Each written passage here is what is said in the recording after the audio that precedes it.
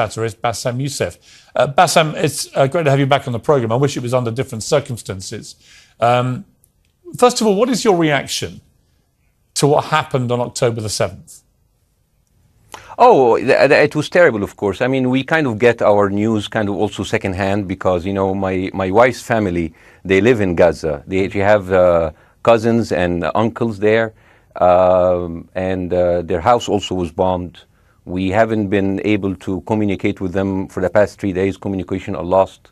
So we don't know actually what is the, how are they doing, but, you know, we're used to that. I mean, it's just like, it's very repetitive. We're used to that. We're used to them being bombed every time and moving from one place to the other. You know, it's just like those Palestinians, they're very dramatic. Israel killing us.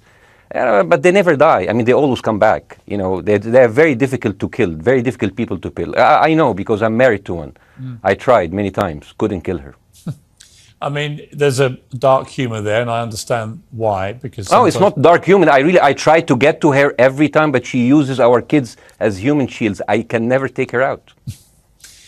Again, I understand the humour, but to be serious, Bassem, about this.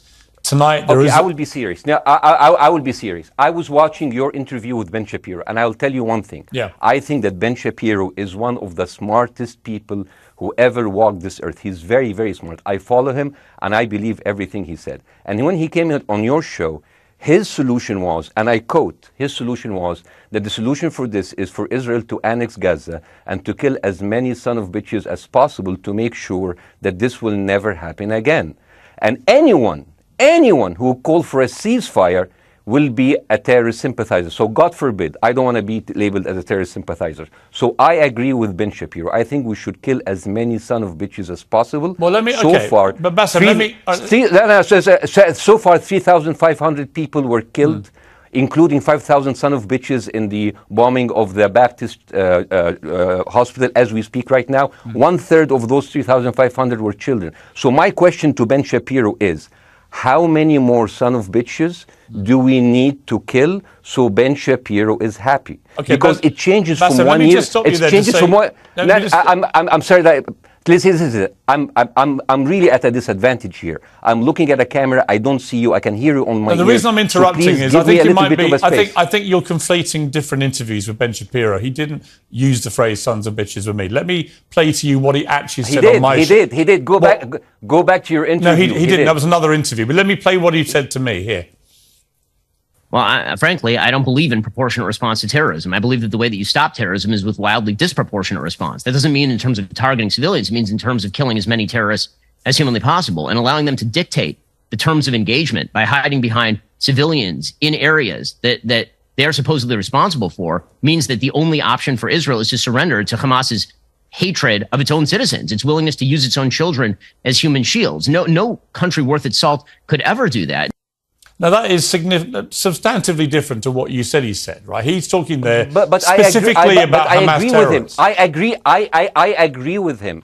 The thing is, the question is, what is a proportionate response? Because it has been different from one tier to another. So if you look to this graph, for example, this is the death of Israeli and Palestinians, and it's changing from 1 year to year. It's like fluctuating like crypto. So my question is today, what is the going rate today for human lives? I mean, 2014 was a great year for Ben Shapiro. 88 Israelis were died, and there was 2,329 Palestinians killed on the other side. That is one Israeli for 27 Palestinians. That is a very good exchange rate. What I'm saying is, what is the exchange rate for today? You guys will be happy. That's my question. Well, it's not me. It's not me, guys. I'm not on either side. No, not you. Like when I say you guys, I say like people on the other side of that. I know that you don't think like that, Piers. You're one of the good guys. But let me tell you something. I mean, the reason that I'm using this is that, I mean, I can't remember what happened in 2014, and there was no music festival, but there must be something. I mean, they must do something. It is their fault. It has to be something. I mean, 2018, 300 Palestinians died. Who's counting, you know?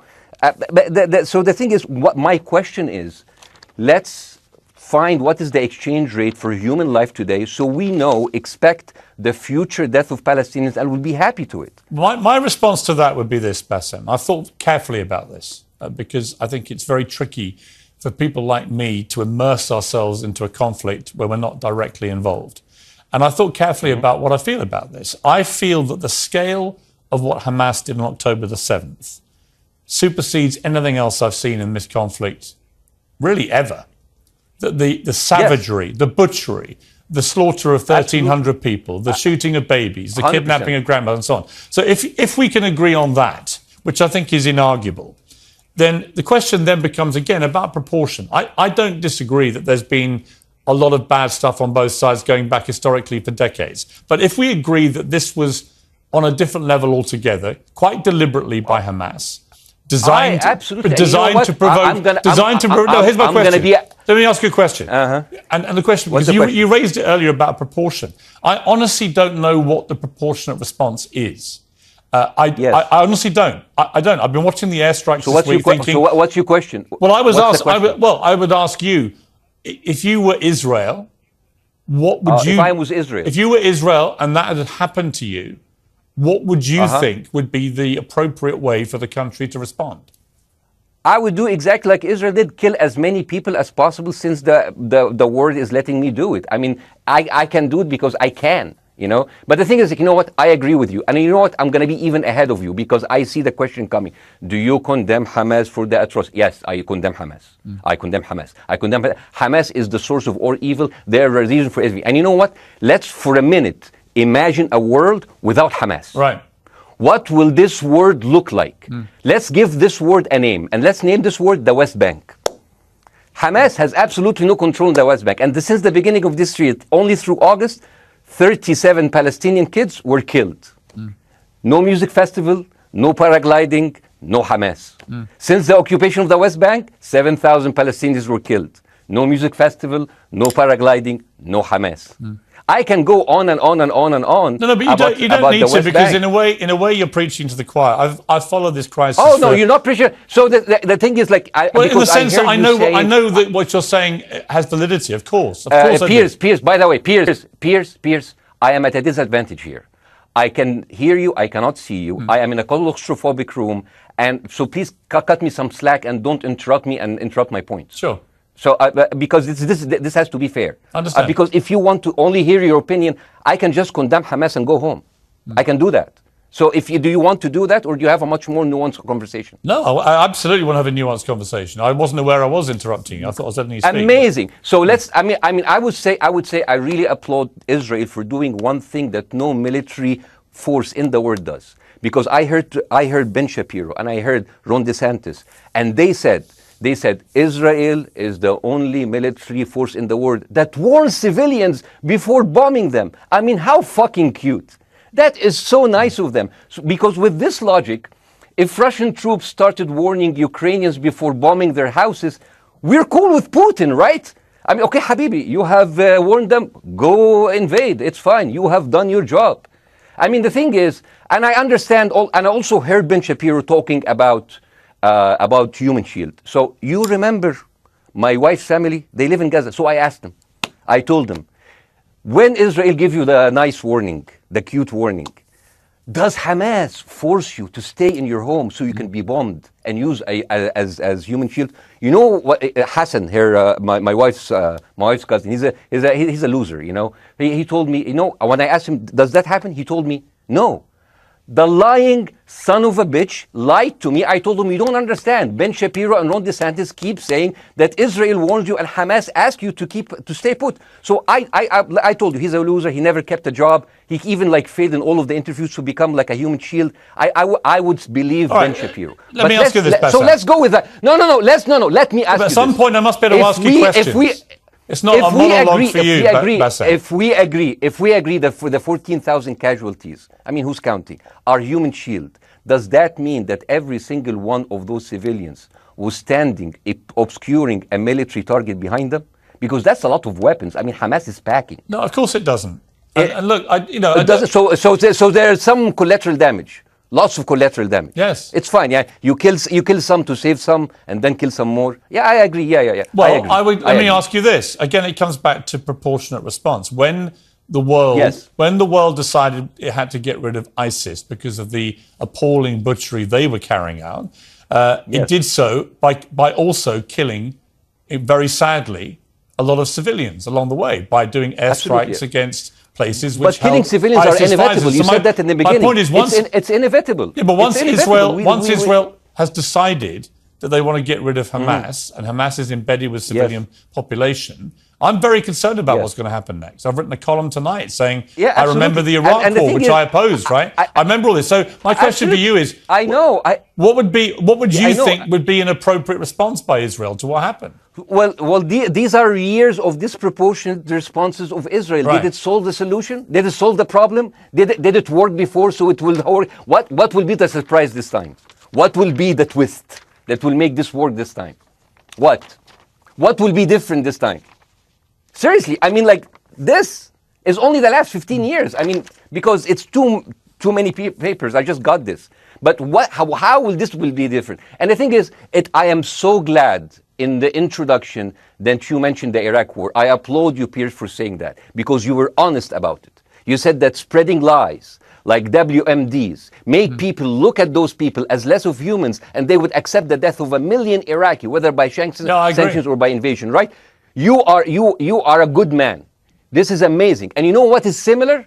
Is when you spread the lies of 40 decapitated babies, although it was refuted. So what happens when people hear that, killing babies is horrible. But when you say decapitated 40 babies, you are planting a certain image with a certain trigger in people's mind. Who has said that? Who has said 40? Who has said that? You have said 40 decapitated. Who has said that? You have repeated. No, I haven't. What? I've never said that. You haven't said on your show 40 decapitated babies? Never. Ben Shapiro didn't say it? No. Ron DeSantis didn't say it? Nobody has said it. Okay, nobody haven't. said it? No.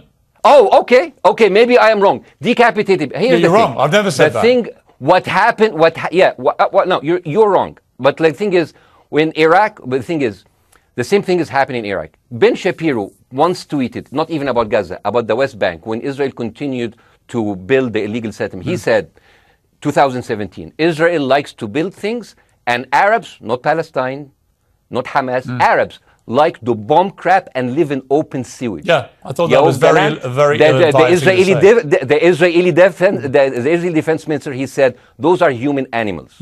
And the thing is, Ben Shapiro should know better, because, long before the Holocaust, before Jewish people were thrown in the gas chambers, the Nazi propaganda called them rats. Now, as a human being, I will never accept that another human being being thrown into a gas chamber, but a rat, kill 10, kill 1,000, 3,500. They are son of a bitch. They are human animals who live in open sewage and decapitate babies. And because of that propaganda, Mr. Morgan, that guy in Illinois, the 71-years-old guy, he killed, stabbing the 6-year-old Palestinian kid in Illinois 26 times. And he used to play with him. They used to be friends. But he went in, marching into their apartment, stabbing his mother and killing him, shouting, all Muslims could die. Yeah. It took you 80 years to change one word from Jewish to Muslim. And then you transferred your guilt to us and took away our land. Bاسم, let me ask you a question. That deal sucks, man. Let me ask you a question. How do we get from where we are now to peace? Well, first of all, you need to change the perception.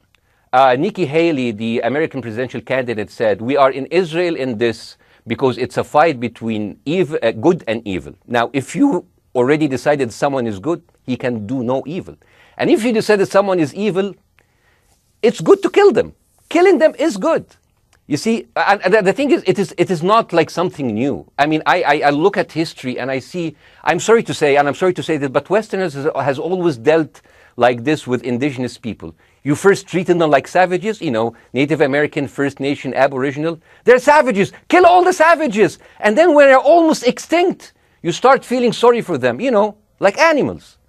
So maybe the solution is that we kill as many Palestinians as possible, so the few of them that remains do not bother you. And maybe Netanyahu, when he lives for another 100 years, he'll become a tree hugger. Let me just challenge you on this. And he will campaign for preserving the three Palestinians. You keep talking about Westerners like me. Okay, so let me return the favor, okay? Hamas is dedicated to the complete eradication of Jewish people. I am not the spokesman for Hamas. I'm not saying you are. Why do you keep... I'm not saying you are. Spokesman. You're talking to me. I fucking hate them. Bاسم, fuck Hamas. You are Hamas. No, are you happy? You're missing my point. You're talking in a generalized way about people in the West who always talk about Arabs as savages. I don't. No. I'm talking about America. I actually led the campaign. I led the media campaign in this listen, country against the Iraq War. Okay, so I don't see. I You don't are see one of people the in the good Middle ones, East as Piers. savages. You But what are I would one say of is, the good ones. but what I would say am not is, talking about you. You're great. no, it's not about me You're being amazing. great. We love you. It's about the way Hamas behaved on October the 7th was like savages, like a pack of savages. It was the worst atrocity against Jewish people since the Holocaust. There has to be, Of course. there has to be a response. They, And my they question should be for you eradicated. is, my question for you is, notwithstanding the history, them. Bassem, what is the proportionate response? But I don't know. But there's no Hamas in the West Bank, and they're still dying there. So what's your excuse? I don't have any excuse. Okay. What's your explanation? Sorry. My earpiece went down. Listen, I don't make any pretense that this hasn't been a massive problem between Palestine and Israel going back to the mid-40s. We all know this, right? Piers, listen. I'm not saying that you're making excuses, but if you are adopting a certain point of view, you have to at least defend it. I'm telling you, there is no Hamas in the West Bank. What is the excuse? Not your excuse. What is the excuse to kill those people? Well, listen, this question of proportionality is one that... No, answer my question! I've been answering your question, you answer mine. It's actually not my job to answer your questions. It's not. Okay, not your job. Not. I agree with you. I'm more interested in you, who has family in Gaza, who's an Egyptian in the Middle East, right? I'm more interested in what you have to say. Okay, I'm telling you. I think Hamas is the problem, okay? Right. Now, let's say Hamas is removed. Let's Hamas. I'm agreeing with everything. You want me to condemn Hamas? I will condemn Hamas, Hummus, Hassan, everybody. Guys, so wait. I can't hear you. The earpiece. Damn. Okay. Oops. Okay. Yeah. Okay.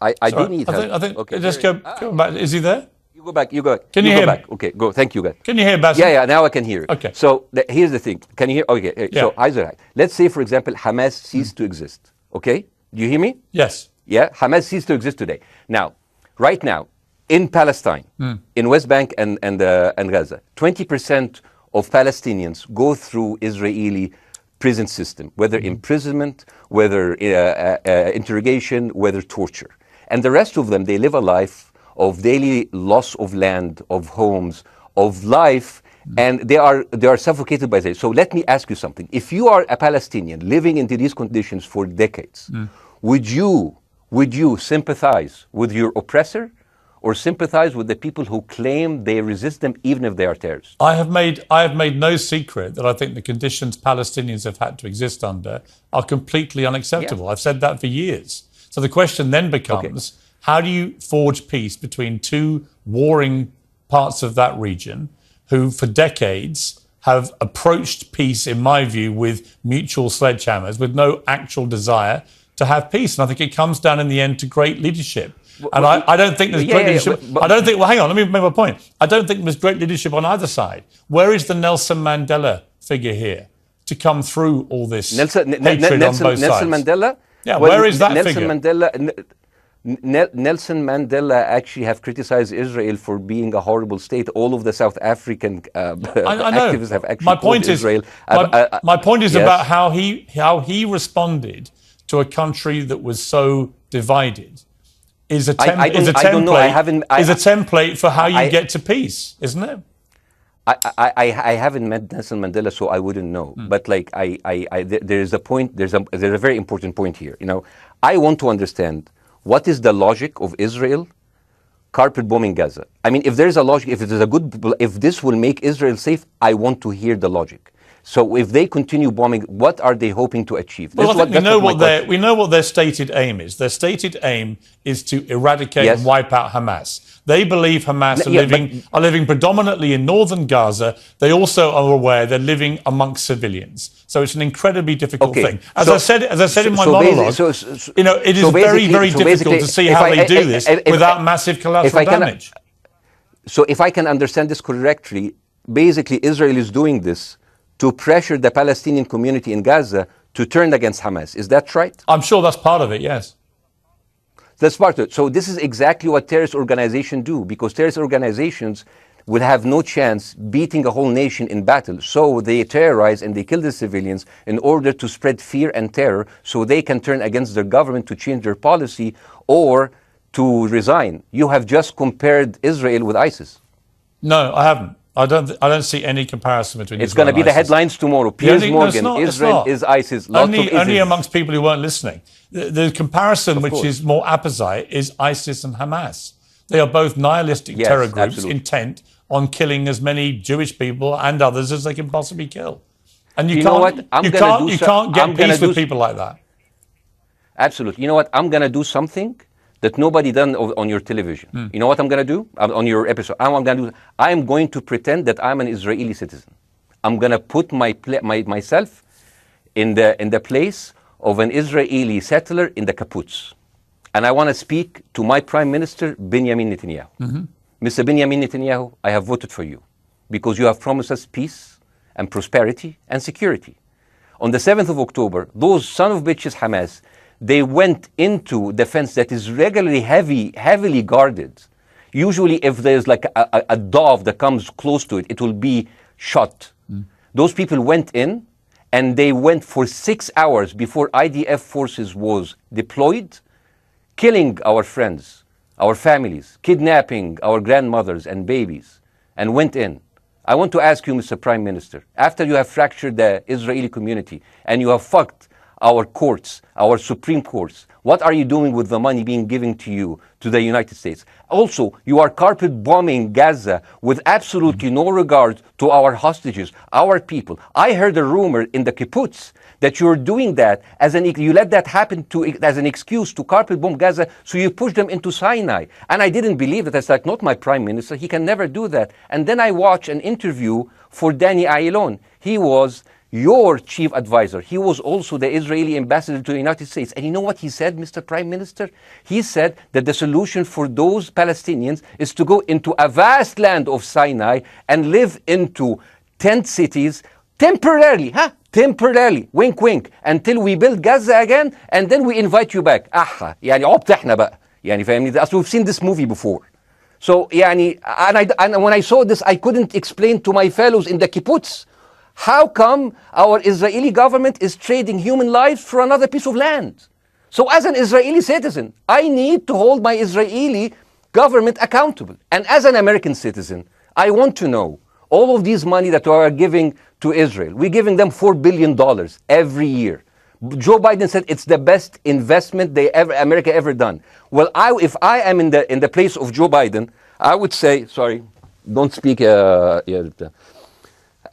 would say, if I was Joe Biden, I would go down and whisper in the ears of Netanyahu and tell them, I hate bad investments. They haunt me, like Littlefinger in Game of Thrones. But the thing is, this is the problem. Israel always victimizes itself, and I have never seen a victim putting their oppressor under siege and bombing them 24/7. Israel wants you to believe that they are the victim. Dealing with Israel is so difficult. It's like being in a relationship with a narcissistic psychopath. He fucks you up, and then he makes you think it's your fault. All right, you Bاسم. look at Israel as Superman, but they're really Homelander. Bاسم. Wallahi, they are shooting Bاسm, fish in a barrel, and they are annoyed with the splashes. Bاسm, I want to say two things. One, if you could just slightly manage your language. We are uncensored, but if you keep swearing, I'm very sorry. We have to apologise to viewers who may be offended by that. I apologize. But I understand passions run high, so let's not get too bogged down about the odd swear word. I apologize to the viewers. I apologize to the viewers for my language. My second question is this: after the sight of dead civilians. After the break, we have the managing director of the Daily Wire, which is Ben Shapiro's company. We were going to interview him on his own, but he's happy to come on and talk with you directly if you are prepared to stay. Well, of course, I can stay, but again, I am in a disadvantage, and I would like to have my space to respond. Okay, we'll come back after the break. Because here's the thing. There's Bاسm, two things we're I want going to go to a break. All right. When we come back from the break, it'll be you and Jérôme from the Daily Wire. I have news. We're taking a short